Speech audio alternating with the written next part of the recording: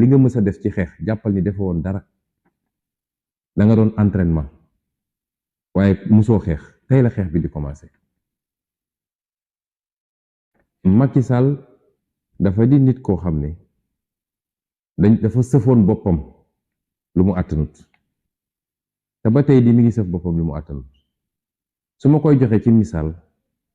dafa mel ni koo xam ne dafa dugg fenn fekk fa ay alal gu bari lii përëm la lii urus la lii jamaa la ki xërëm yorul oto yorul fas yorul dara da ko war a yenu ci xërëm mu yenu përëm bi urus bi ak jamaa gi lépp mu yenu ne day yóbbu bi mu génnee ba ci biti gis ni àttanul mbir mi mu xam ni pour mu dem il faut mu am lu mu yenni waa kooku su yenni la lay njëkk a yenni day seet liñ gën a ñàkk valeur ci moom mu yenni ko moo tax përëm bi lay yebbi lay njëkk a yebbi përëm boobu nag moo ne woon 3e candidature bi moom la Macky Sall yebbi mu desoon mu ne léegi naa doxaat tuuti bu dee àttanuma mbir yi suy yebbiwaat la lay yebbi wurus bi lay yebbi parce que jamaa gi ëpp valeur ci moom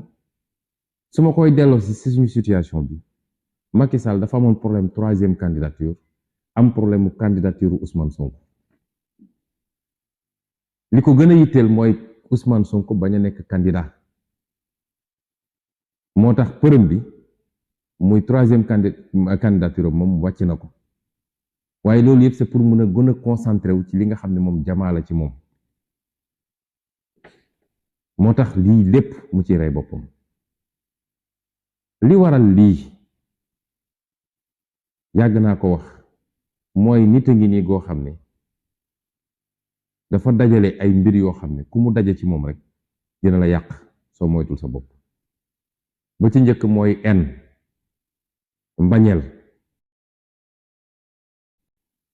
mbañeel googu mooy jur coxor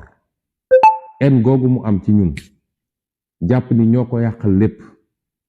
ndax bi mu demee ba jàpp ni noot na ñëpp tënk na ñëpp ndax bari na saay moroom yoo xam ne bi mu tollee ci faagagal leen def na ko te dara yënguwul ci réew mi ñi mu fàdd leen ñi mu tëj leen kaso ñi mu génne leen réew mi yàlla def bi mu yegsee ci ñun yow askan wi nga taxaw ne ko duma la seetaan loolu moo yàq lépp ba ci 3e candidature bi bari na ñuy wax loolu tey ji waaye yàlla xam na ni bu amuloon Ousmane Sonko ak Pastef ak fi ñu jaar ak Macky Sall ba neewal ko doole tey gisuma Sénégal lan moo ko mënoon tere foncer vers sa 3e candidature loolu lépp ñëpp xam nañ ko waxuma parce que dañoo rëy wala dañoo bëgg a revendiquer mais gis nañ ne nee na ngi nii dara newu ci